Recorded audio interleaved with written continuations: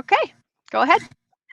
All right. Hey, you guys, I'm Shauna Jones here at the forum, and we have started a group. It's called the Resilient Realtor, and it's going to be a positive growth mindset group to help us through these kind of a harder time. I've been in real estate for quite a while now. There's always been changes, right? We're always changing the way we do things, but right now it's kind of even more challenging, I think, when we have so many different open door, offer pad, different Zillow brokerage coming after us, right?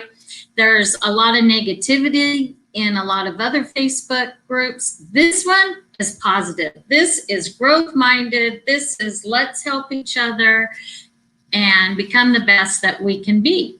And let's raise the bar for realtors out there. So this is our first little class that we're teaching. So we want people involved, their opinions, share experiences, collaborate. If you want to get involved with even doing a class and stuff, come talk to us. Let's just do all this together and promote ourselves. So our first class here is agent to agent referral. And I just want to start out as this is one of the pillars. If this is one of the pillars you want to pick, we're going to just go over some things that have been helpful and a blueprint that you can set up to make it a strong pillar in your business plan. Okay, so the first thing we're going to start with is the golden rule. Our mindset should be in it for the long haul. This lead generation pillar is built upon relationships, personalities, matchmaking, and you have to be willing to put a plan together, to execute on it, be consistent, and have a lot of patience, right?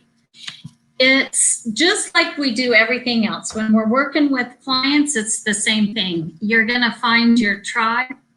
You're going to find people that you want to be with and make friends with, okay? So the real estate agent referral network system and ways to build it.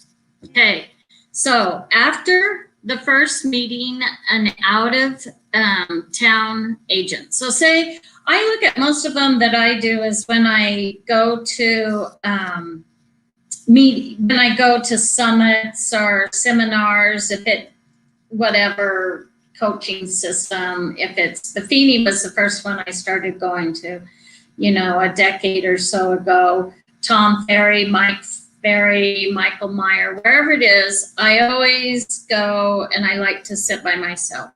Why? Because you really reach out then and you start meeting those around you. You go to lunch with them, you go to dinner with them, and you get to know them. Even if you're just standing around and waiting for it to start, if you're sitting by someone, get to know them, exchange business cards, write a little something about so that it will you'll remember who they are, right? The next thing I did not do at the beginning, which I would have, is put it in your CRM. So put it in your CRM, put it in a category so that you can just stay in contact with them.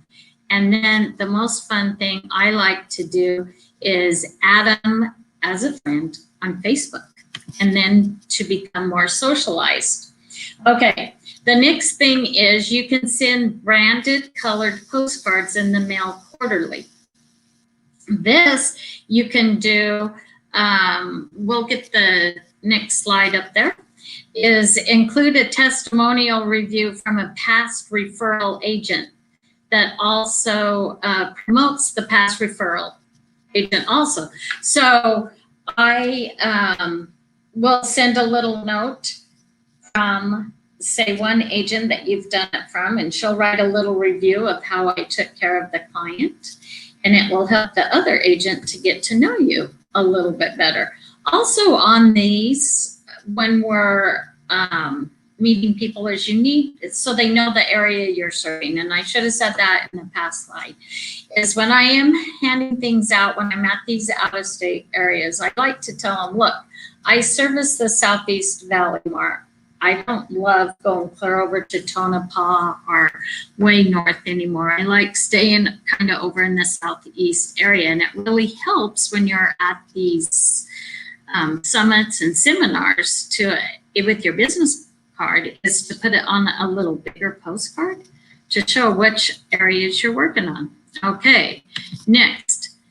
When you're staying close to them, okay, you're on Facebook with them, you're chatting with them, you have them in the CRM, you can send them a holiday card, a Christmas card. Now, the next slide, I'm going to say this because we're in different rooms and it's easier for Christy to help change the slides if you're wondering why I'm saying this, okay?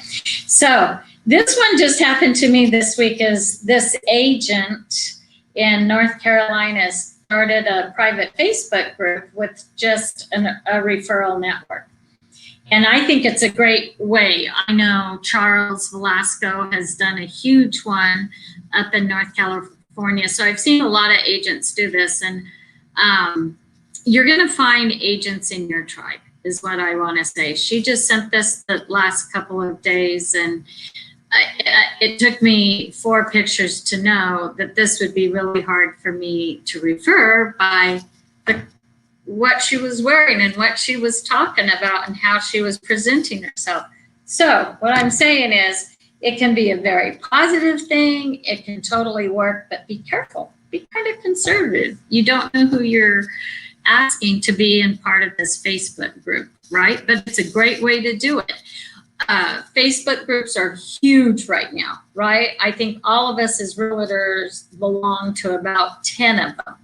A lot of referral base. So if you want to start your own Facebook group, maybe just have 30, 40 in it, offer value to them, help it grow and get going on there too. But I'm just saying, be careful what you have so that it's pretty conservative and you're not turning away people that you could possibly get referrals for. Okay.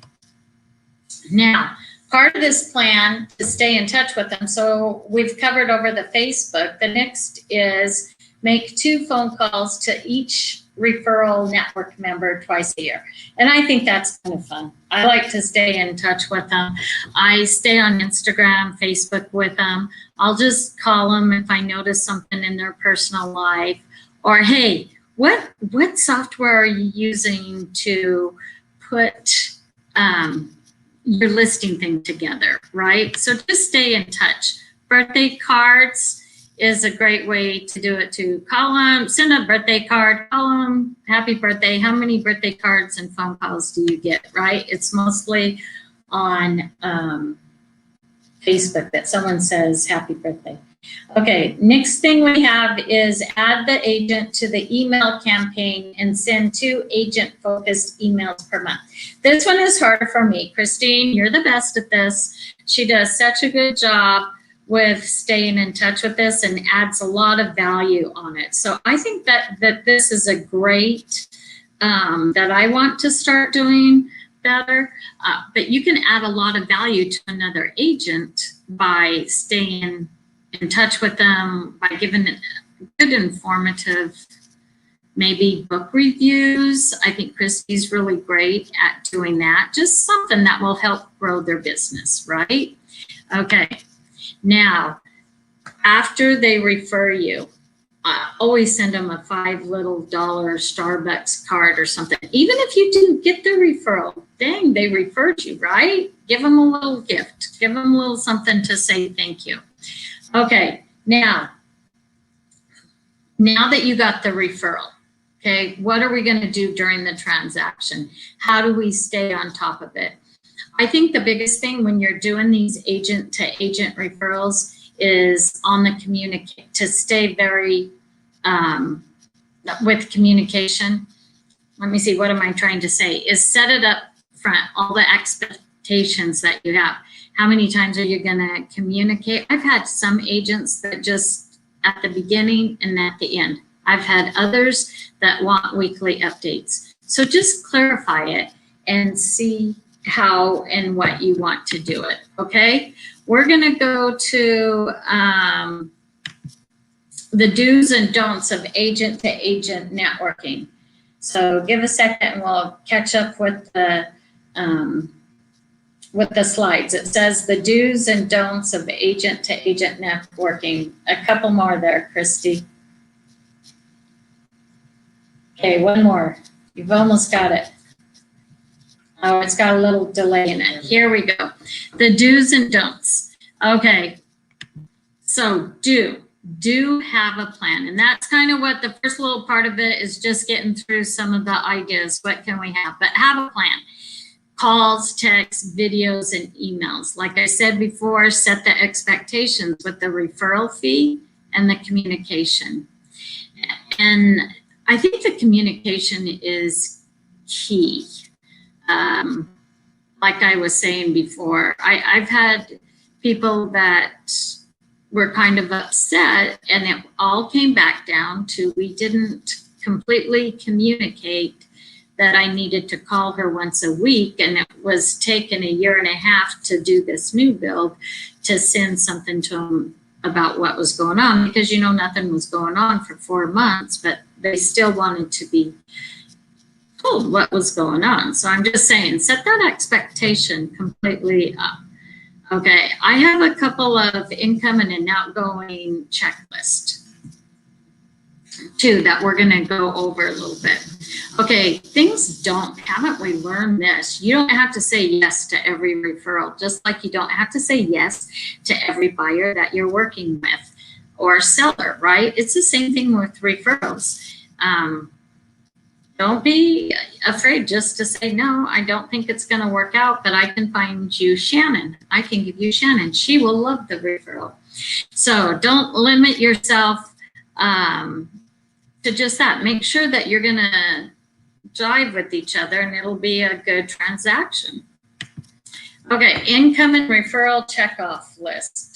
So you can look at this and see, this is just an idea of what you can do to keep it a little bit organized.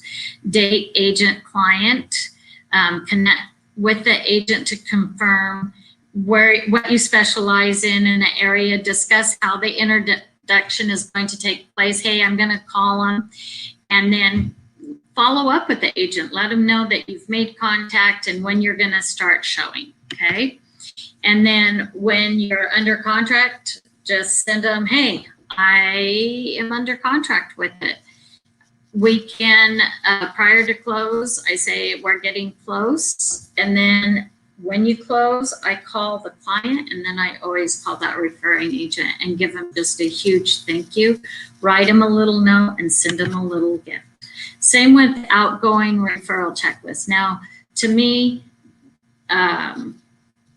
if I'm out referring, I think it's a lot for me to keep calling the other agent, but I know a lot of people who keep calling and checking on it. Personally, if I'm handing it over to this agent, I'm going to know that they're doing a good job, and just staying in touch about when they're looking at homes, when they're in escrow, when it's about to close. That's great for me. But if you need a little bit more, put it on your checklist so that you stay on touch of it, right? So, okay. Those are the clues that I have with working with agent to agent. So the biggest part of it is get a blueprint, write it down. How are you going to work this business? If it's going to be a pillar, then you need to set it up. Just as if you're cold calling expireds and for sale by owners, what is your plan there? What hours of the day? Do this with agent to agent referrals. Are you going to do it by going to meetings? Are you going to meet people just off Facebook and Instagram, which I think is super easy? Set up a Facebook referral thing to add value, put them on an email, whatever it is. Set up a plan and execute it and do it. If you set up a plan and you don't do it, it becomes a problem. So, Shauna, I have some questions for you because you went over. Okay, so first,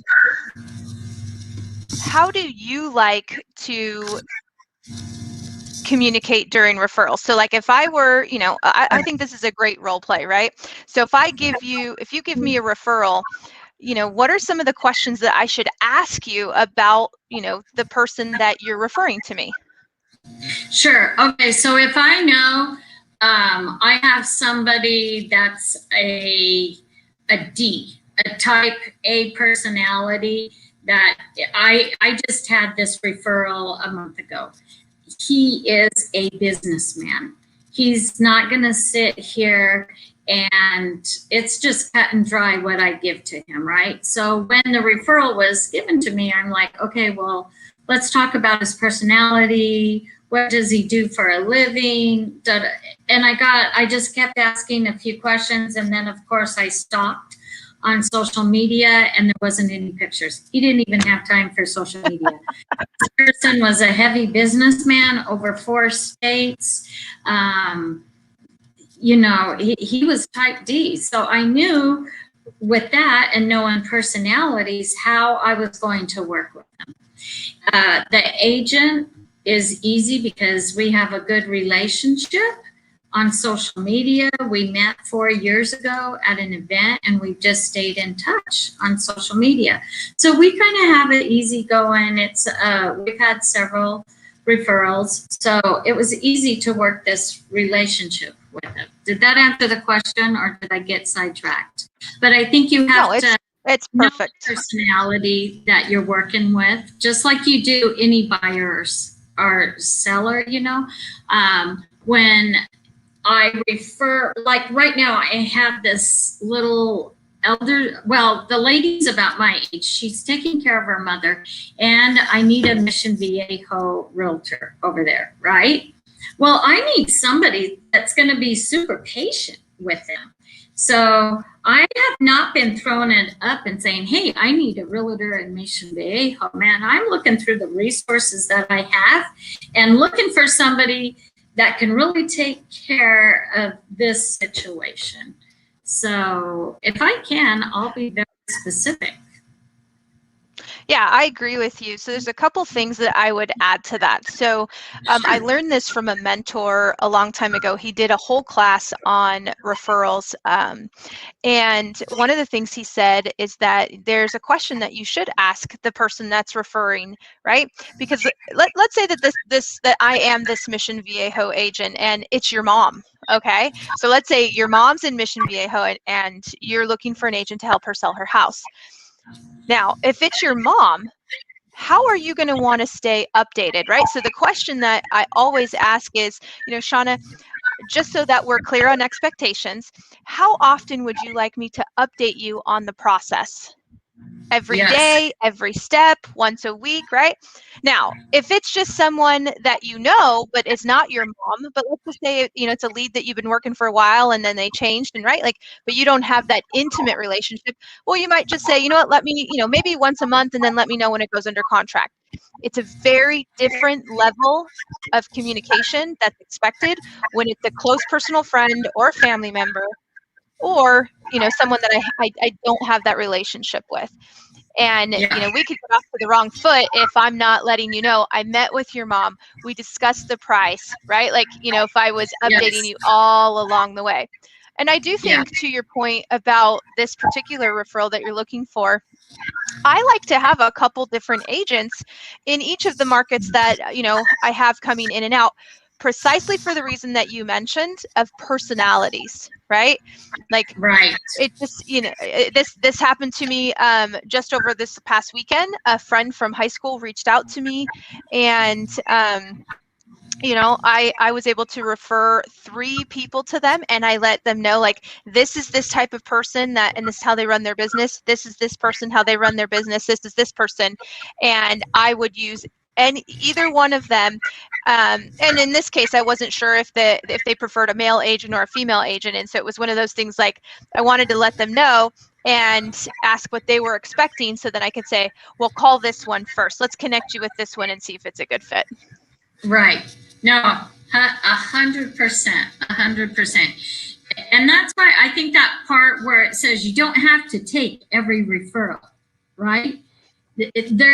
I had a referral that I honestly, 80 homes I showed them. And they went back to the house that was number 3 that I showed them, and they bought it. And I kept them because it was one of my best referral partners, right? Who had referred them to me. And she's referred a lot of clients to me. But it was tough. It was tough. I'm just saying, there's just times that I think if it's not great for your business, that it's okay. It's okay to say, hey, you know what? This isn't meshing. If I'm not showing 80 homes, to me, that's taken me from listing 5 homes, right? So see what you can do and help them. You know, I want to help. And do you have? Yeah. I was just going to say, so I kind of do the same thing. Like if someone calls me for the West Side, you know, Right. I don't drive to the West Side very often, but I have some really great agents out there, and I'll say, you know what, actually you need to talk to, you need to talk to Katie Fear, you need to talk to Becky Garcia, you need to talk to, right? Like kind of, because I know where they're at on the West Side, and I can give them the right person that's going to serve their client the best, right? And that makes you as an agent look good too, when you can say, you know what, this is really, actually one of my past clients, she called me up, she wants to open a bar, and I said, that is really outside of my expertise. I don't do commercial. And so, you know, let me find you the best person to do that. And then I, you know, get to keep my relationship with my client. I get to keep my relationship intact. You know, if it was a referral partner, the same thing. So I think the biggest thing. Oh, go ahead. Go ahead. No, I was going to say, one thing that you really helped me with is with the postcard with where you work, right? Like you said, you're not going over to the West Side. You're going to send that over to your referrals there. And I think when we go to these summit conventions or whatever, I think it's really important to have a different postcard. So this is what she's talking about. Yes. This is my my conference card to really help them see, hey, where do we work, right? And so it doesn't say Buckeye on here, it doesn't say Glendale, because we primarily specialize in the East Valley. Now, again, this is probably going to go in the trash, but the idea is when I meet with them and they say, oh, okay, oh yeah, I know where Mesa is, because not everybody knows where Gilbert is, right? And so they say they can hopefully identify where they are. So yes, this is, I'll go ahead and post this in the Resilient Realtor Facebook group. So that's actually where we're putting a lot of this information in, is, as Shauna mentioned in the beginning, we started a Facebook group. We're going to be teaching a class about every 2 weeks. And then in between that, we're going to be doing book reviews and a class. So 1 class a month that's going to be live here at the forum, or streaming via StreamYard into the forums, you know, the forum school page, and also the Resilient Realtor. But then we're also going to be doing book reviews. We just reviewed Ninja Selling, which was a phenomenal one. We did that on Clubhouse, which is super fun. And upcoming, we've got Sell It Like Sirhant, which is a really fun, it's actually just a funny book with some great practical skills in it. But I'll make sure to post this in the Facebook group. So if, you know, if this is helpful, and I just had my title company help me, you know, put that together specifically for conferences so that they could, you know, understand where I am. But you also mentioned, like, you can't just rely on the card and then hope to have a relationship with there. You mentioned several other steps to kind of circle back and really tie down that relationship. One thing I'll say is that you can run an agent to agent lead pillar very similar to how you run your database, right? Like, we know we should be calling our clients quarterly. We know we should be writing handwritten notes and, you know, kind of doing all of those different things. When it comes to agent, what I like to do is, let's say that I have a 75, right? Let's say I have 75 agents, strategic, different markets. By the way, one of the best resources, and I'll actually post it up right here. One of the best resources I like to use is called howmoneywalks.com. Yes, that's a great one. And so I'm just gonna put that, okay, so howmoneywalks.com, you can go in and you can see where people are migrating. You can also use census.gov, but that's one of the first things that I would absolutely like watch this class, go through Shauna's notes and then go to howmoneywalks.com, figure out where are people moving to and moving from your county, and then strategically reach out and have several agents. So let's say that I have 75 agents that I'm working with. Well, what I like to do is I like to just divide them into 3 groups, and that's because there are 3 months in a quarter. So what I'll do is I'll take 25, 25, and 25. And actually, I'm gonna draw on my board right back here to kind of show you what this looks like. But what I do is there are certain things that everybody's going to get. Remember, we talked about everybody's going to get an email, right? So everyone gets an email monthly, and you want it to be valuable, right? Like let's not spam our friends. Right. You got to add the value, or guess where it's going? It's not going to get looked at. It's going in the trash. Right. Absolutely.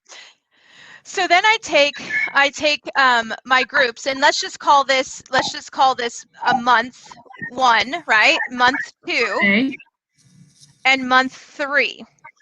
So that's in a quarter, right? So there's 3 months in a quarter, and I took my group and I said I had 75 people. So that's 25 people in each group, right?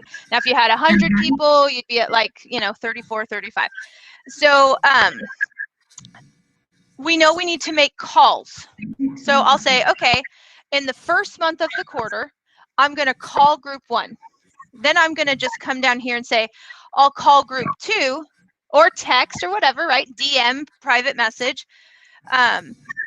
This will now ensure that I've called every agent in my referral network 4 times in a year, just to connect, right? Because I've done it like that. Now, I do believe in snail mail, and you mentioned snail mail. So what I like to do, again, is I say, in month 1, I'm going to call and text my group 1, and group 2, I'm going to do snail mail. We're going to do handwritten notes, right? And so I'm just going to rainfall that, right? So now I'm not duplicating anything. So I've got calls and snail mail, and then I do believe in social media because again, everybody's getting email. So I don't put email as a particular strategy, because that goes out to everybody. And this is assuming that if I do an event, of course I'm going to go face to face, right? Like if I go to an event or something like that, we're gonna get together. But now in this grid, so imagine if you took your agent to agent network, it's in your CRM, and you've said this is group 1, group 2, and group 3. So you log into KV Core or whatever you use, and you say through tags. I like to use tags. I'll say, so actually today's the last day of April. So month 2 would be May, right? Because it's the second month of the quarter. So in group 1, I'm going to focus on social media. That means I'm going to like and comment at least 1 time, might even send them a direct message, but I'm going to connect with them on social media if they're in group 1, intentionally. Sometimes we connect with people all the time, but this is intentional. This is focused. And then my call group is actually going to be group 2, and my snail mail is going to be group 3. And here's the cool part, is this is not overwhelming, because if I got 100 people in this, I'm not trying to call 100 people in a month on top of all my actual database, right? This is just strategic. This is just strategically reaching out to my agent to agent group. Now you could do less calls, but again, if you really want to have a great relationship with these people, you got to care a little bit about them. And the more, like you said, the more you do, the more opportunity there are for referrals. So this is how I also run my database, by the way. What I do in each of these months is a little bit different, but this is very scalable, because I could go from 75 to 150, and it would still be very scalable and systematized over a period of time. Okay, so this is exactly, Christy, thank you so much. So that's exactly what I was saying at the beginning. Christy has totally taken this made it a pillar, did a blueprint, did a plan with this. And this is for the long haul, right, Christy? This is a big pillar in your business. This is something that it's not because of what's going on in the market right now with so many buyers that are out there, but this is a pillar that's going to last 10, 15, 20 years. You know, however long you're in the business, it's going to keep going. And I say it's a valid, or it's a big percentage of your business each year too, right? You know, you're for us, it's over 50%. It is our, so past client repeat referral is our highest, and then our second highest lead pillar is agent to agent. And I'll pay out $20,000 a month in referral checks, and I'm excited to do it. Right? I'm excited to do it because I'm building friends and I'm helping friends. Yes, it does. When you know that other person's getting a big old check too, it's just a win-win situation and stuff. So, okay, thanks. Now, Shannon. Shannon's ready. Slide over here. Shannon's sliding in. Slide on in. Sit here. All right.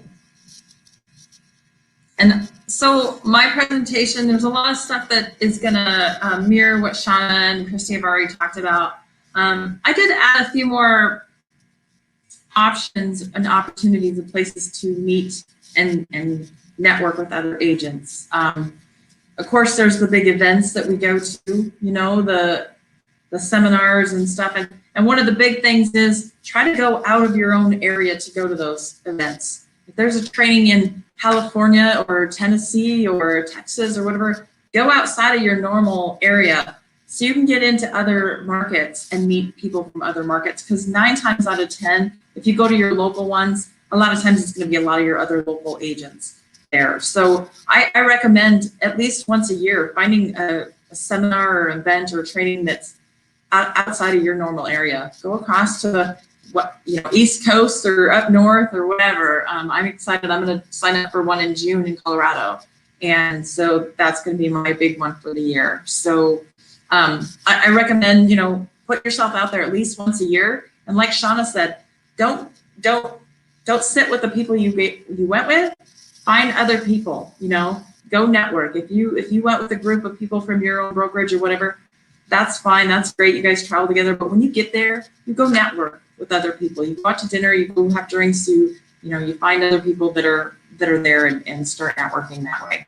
I made some friends outside of Arizona that way. So that's one big way to meet other agents and start networking. Of course, the social media groups. The other thing I've done a lot is I've kept it local. I'm in a mastermind and accountability group with other realtors in my town, in the area I service. And it's not so much, we're not all about, we know there's plenty of business and clients for all of us. We network, we ask other agents help. Maybe they're an expert on a certain, like a land deal, and you've never done land or mobile homes or something like that, and they can help you. And you never know when that's going to come back to you. Maybe I touched on a commercial deal just recently in my town, and not that I want to dive into commercial, no, but it was a learning experience for me, and I had another agent helping me out. And it's just something different, and you never know when that person that helped me with that commercial deal is going to have a residential thing come across the lap in my town, and he's going to say, hey, I know you're an expert in your town, and I would really love to refer you a client. I've picked up 3 referral clients in the last 2 weeks, and 2 of them are local agents in the Valley here. And just because they know what I do, they know where I service, and it just worked for them. They didn't have the time or the resources to take care of these buyers, and they called me up and said, hey, I got a referral for you. So keep in mind that there's other agents in this business right in our backyard, and that might be your next referral partner. So do good with your cross-sale transactions. That's the other pillar. If you have a great relationship with a cross-sell agent, stay in touch with them, because you never know whether they're going to refer you a client because they know, hey, you're in this area and I'm not. And, you know, it's what if they decided they were going to retire and start referring all their stuff out? Maybe you're the person that struck home with them and they'd like to refer their clients to you. There's so many different opportunities in this business to make networking, agent-to-agent networking work for you. Another big one is reach out to the agents in your hometown, where you moved from. I'm from Wyoming, and I have a lot of friends that are realtors in where I moved from. So keeping in touch with those agents up there, because you never know. It seems like a lot of your friends and family will follow you. And even if not, like we're in the Arizona market, there's so many people moving to Arizona, and especially from up north, Wyoming, South Dakota, you know, places like that. So keeping in touch with those agents that were in your hometown. And like we said, sending them postcards, sending them birthday cards. Social media is a big one, you know, especially for those long distance relationships. But those are some ideas of how to pull other agents into your networking. You know, don't think, oh, I don't know how to do this, and it's all about a Facebook group that's, you know, other agents in the business. Think outside of that. How can I generate this as more of a prospecting for other agents versus just, you know, letting social media take over? Keep that in mind when you're planning your business for the year. How am I going to add more agents to my network as well? So, I mean, I'm part of this group. I believe in mastermind groups and agent-to-agent accountability, and I think that helps us all be better agents. And so I think that's a big one, to where if people need your help, they already know you and trust you and like you, just like our clients, right? You want them to know you, like you, and trust you. And that's where it comes back into the agent-to-agent. They're also your client, just in a different aspect. So, and treat them good. Like Shauna and Christy were telling you, or saying, you know, make sure that you're reciprocating, giving them thank yous and appreciation, and keep them informed and updated. And so that when they have another client come across their plate that is going to be looking in your area, they're thinking of you first. And you know, we all talk about this, building each other up. I think there's a big miss when we don't pour back into others. So if there's other agents out there that you can network with and help out, answer their questions, give them some guidance. You know, when I was a new agent, there was a lot of people that helped me out. And so I always believed in, you know, paying them back or paying it forward and helping other people build their career up. And so that's my biggest thing for this, is finding those other resources or avenues of where are you going to meet these other agents. You know, don't be afraid to go have coffee or lunch with an agent in your town. Don't be afraid to reach out to agents in your home state that you haven't met. Start a conversation with them.